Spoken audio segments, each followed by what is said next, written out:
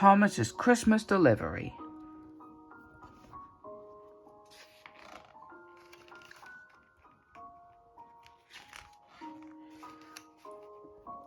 Puff, puff, peep, peep.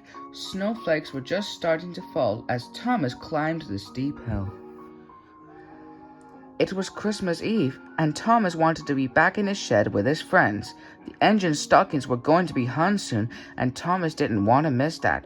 But Thomas was a really useful engine, and he had 3 important deliveries to make, and they could not wait.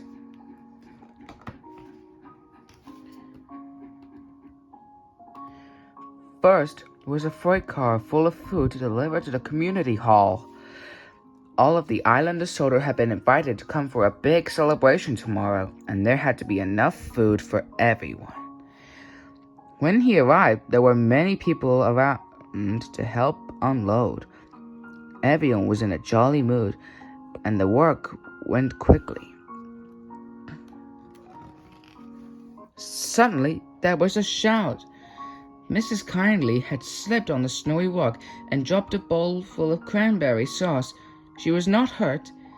In fact, she looked very funny, covered in sticky red goo from head to toe. She laughed along with everyone else. When she was back on her feet, she walked over to Thomas and gave him a sticky pat. "Merry Christmas, Thomas," she said, and she went inside to clean up.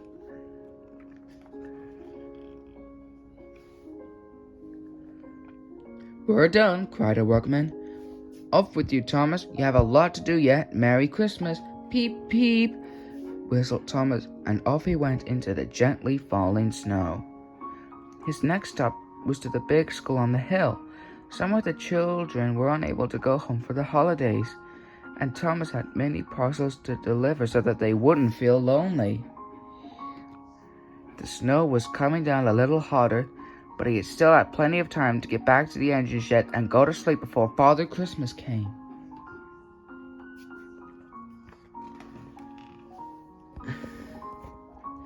When Thomas pulled up near the entrance to the school, some of the teachers came out and helped to organize the unloading of the packages.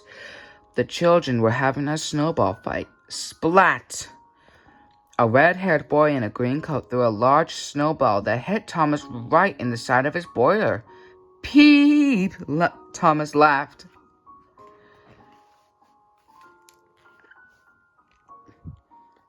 Everyone was helping to unload Thomas now, and he waited until the red-haired boy was standing right beside him. Thomas let out a blast of steam. Whoosh! The steam loosened on Thomas's roof, which slid off and landed right on the red-haired boy's head. "You got me, Thomas," laughed the boy. Soon, he was off again. This delivery was the most important of all. Thomas had presents to bring to the children's hospital in Vicarstown. All of the children were counting on Thomas to make sure that their Christmas was a happy one. The snow was falling much faster and was starting to get deep in some places. Thomas had to go carefully so not to get stuck. He kept telling himself, "The children are counting on me, and this will show Father Christmas what a really useful engine I am." Soon, Thomas could see the lights of the hospital falling through the fallen snow.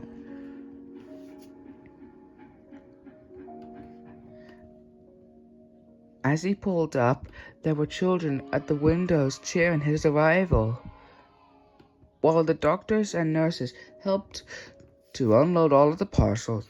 Sir Topham Hatt came out of the hospital and walked right up to Thomas. "Thomas," said Sir Topham Hatt, "I have a very important job for you. There is a little boy with a broken leg who lives in the lost house before the tunnel to Bahallahu. It is snowing too hard for his mother to come and get this toy train. I need you to take this up to his house." "Of course," peeped Thomas. "I am a really useful engine.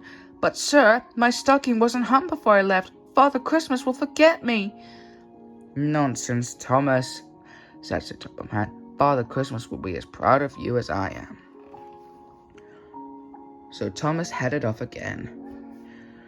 By now, the wind was howling all around him, and there was so much snow blowing that it was very hard to see.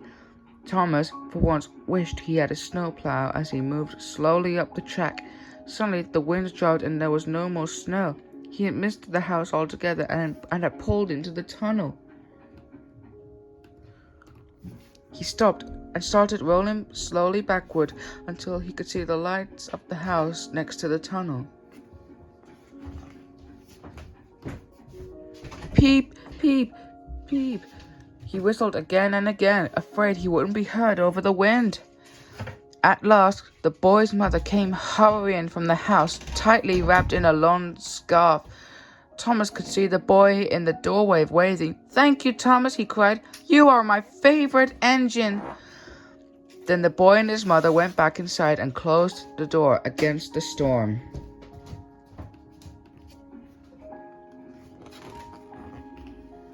Slowly, Thomas made his way home. He worried that Father Christmas might not be able to see the engine shed in the storm. When he finally got back to the shed, it was very late at night. The Christmas tree was still lit, and all the engine stockings, including Thomas's, hung in a row. Thomas was so tired he was asleep in an instant. He dreamed that he had some presents in his stocking when the morning came.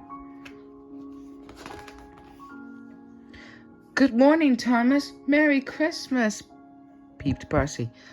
Thomas woke with a start. He looked down. There was his stocking, and there was a note sticking out of it. "Dear Thomas, thank you for being so kind and helpful. You are really useful."